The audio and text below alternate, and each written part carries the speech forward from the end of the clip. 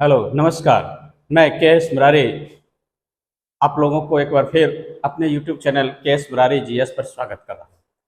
आज मैं आप लोगों के साथ स्वतंत्रता आंदोलन के दौरान भारत में जब असहयोग आंदोलन की समाप्ति की घोषणा गांधी जी के द्वारा कर दी गई थी, तो उसके पश्चात भारत में ब्रिटिश के प्रति जो चल रहा था राष्ट्रवादी चेतना, वो कमजोर होता हुआ दिख रहा था।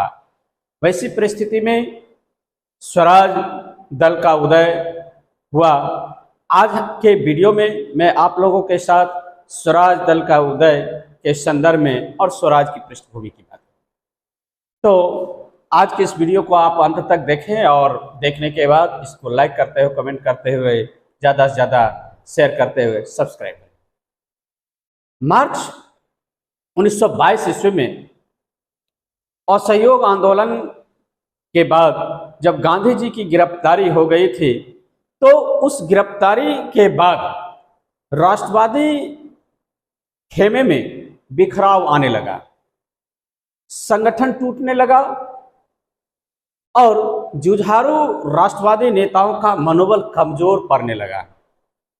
इन परिस्थितियों में कांग्रेसियों के बीच यह बहस छिड़ गई कि संक्रमण के इस काल में कौन सा रास्ता अख्तियार किया जाए, इस पर विचार होने लगा। बहुत से लोगों ने गांधी जी की रणनीति एवं नेतृत्व पर सवाल खड़ा करने लगा।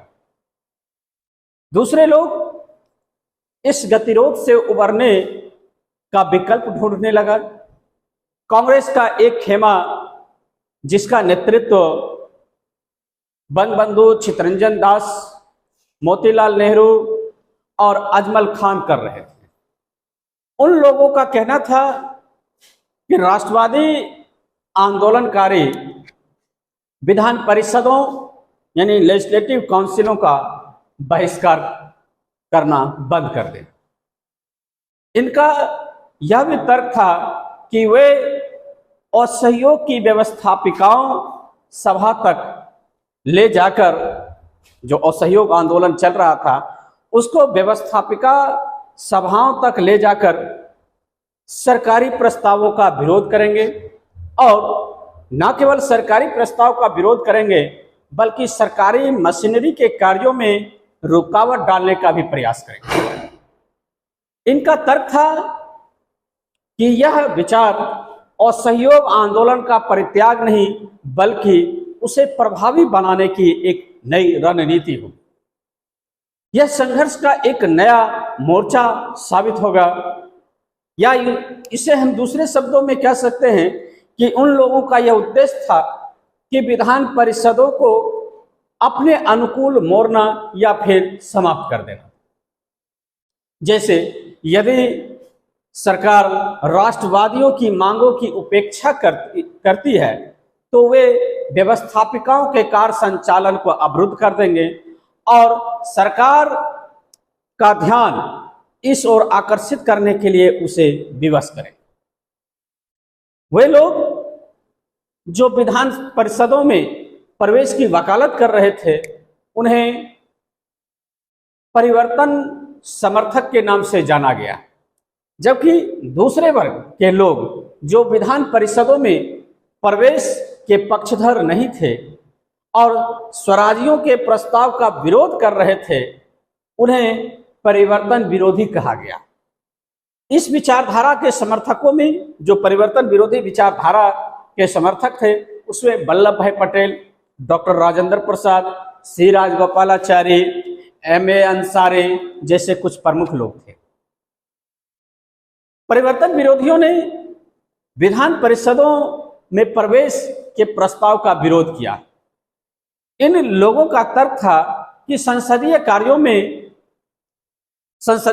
में जिसका नेतृत्व वल्लभ भाई पटेल जैसे लोग कर रहे थे, राजगोपालाचारी जैसे लोग कर रहे थे, तो इनका प्रस्ताव था कि इसका विरोध किया जाए। कुछ दिनों के बाद C.R. दास और मोतीलाल नेहरू ने गया अधिवेशन में कांग्रेस अध्यक्ष के रूप में खुद सीआर दास थे और महामंत्री के रूप में मोतीलाल नेहरू थे। इन लोगों ने अपने प्रस्ताव को पारित करने का प्रस्ताव रखा था, लेकिन वह प्रस्ताव असफल हो गया।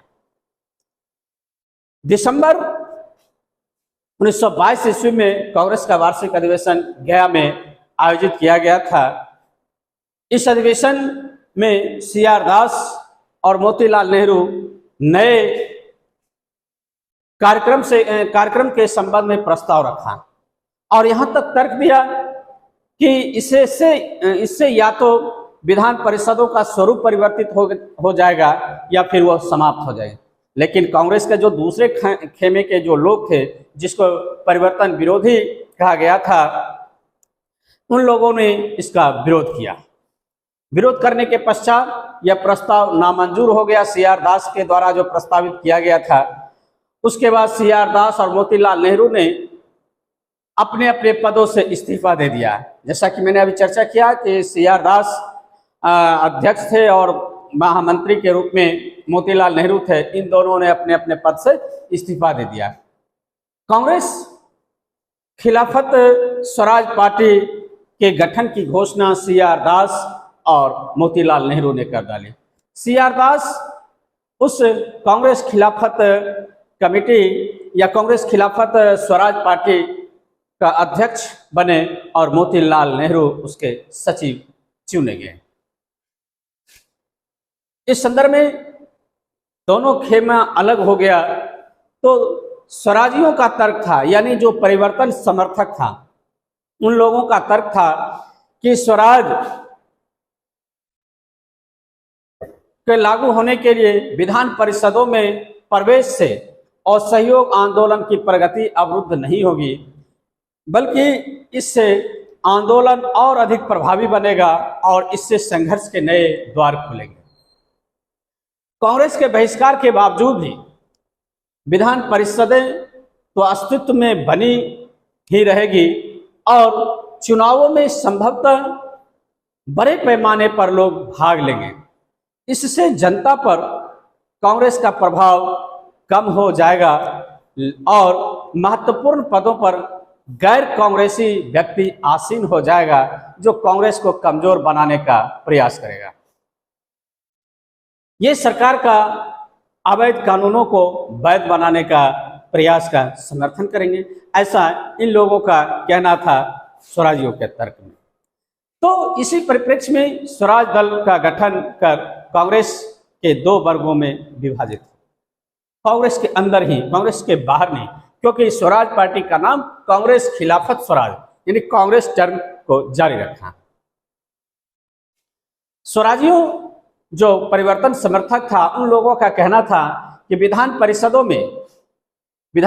में प्रवेश का उसका मुख्य लक्ष्य उसे राजनीतिक संघर्ष हेतु एक मंच के रूप में इस्तेमाल करना था। उनका ऐसा उद्देश्य नहीं है कि वे उपनिवेशी शासन के क्रमिक हस्तांतरण हेतु विधान परिषदों को हथियार के रूप में प्रयुक्त करना चाहते, जबकि ठीक इसके विपरीत स्वराजवादी के विपरीत यानी परिवर्तन विरोधी लोगों का कहना था कि परिवर्तन विरोधी का इस संदर्भ में महत्वपूर्ण तर्क था कि संसदीय कार्यों में सहभागिता से रचनात्मक कार्य उपेक्षित होंगे, संघर्षरत व्यक्तियों का मनोबल गिरेगा और राजनीतिक भ्रष्टाचार में वृद्धि होगी। इस संदर्भ में आगे परिवर्तन विरोधियों का जो कहना था कि विधायकों के रूप में विधान परिषदों में प्रवेश करने वाले लोग कालांतर में यानी कुछ दिनों के बाद प्रतिरोध की राजनीति छोड़ देंगे और धीरे धीरे उपनिवेशवादी संविधान के समर्थक बन जाएंगे। विधान परिषदों से बाहर रहकर रचनात्मक कार्यों के माध्यम से जनता को सविनय अवज्ञा आंदोलन के दूसरे दौर के लिए ज्यादा अच्छे से तैयार किया जा सकता है। इसलिए हमें विधान परिषद में प्रवेश नहीं करना चाहिए। लेकिन विचारों में तीव्र मतभेद होने के बावजूद भी दोनों पक्ष यानी एक स्वराजवादी या उन समूह को परिवर्तन समर्थक कह सकते हैं और दूसरा परिवर्तन विरोधी।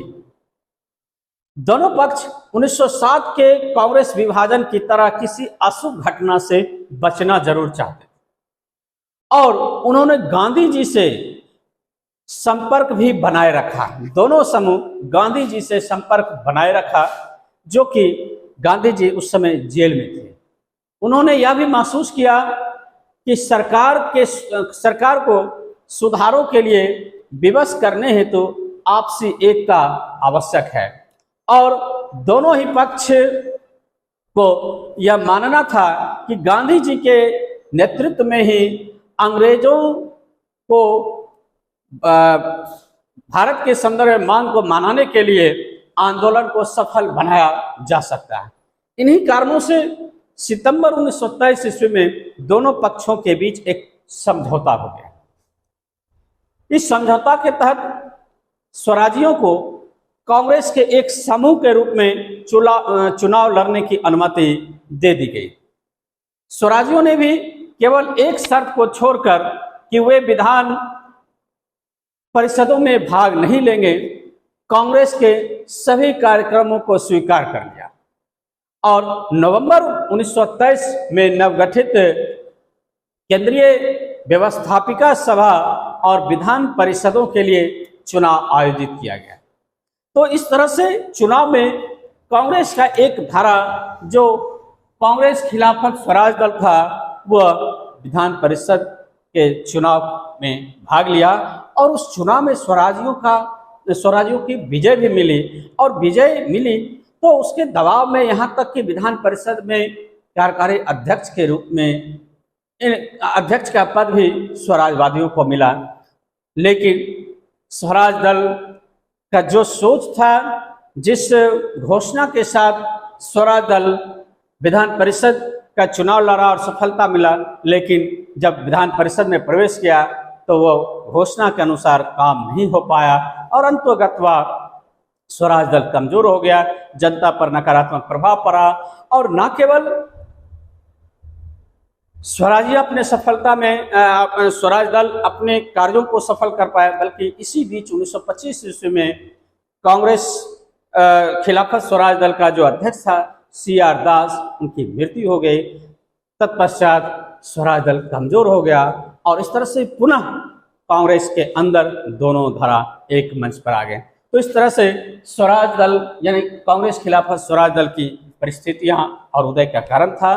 तो आज का ये वीडियो आप लोगों को अच्छा लगा होगा और चाहे तो आप इसको लाइक कर सब्सक्राइब करते हुए इस चैनल को अधिक से अधिक शेयर करें। Thank you.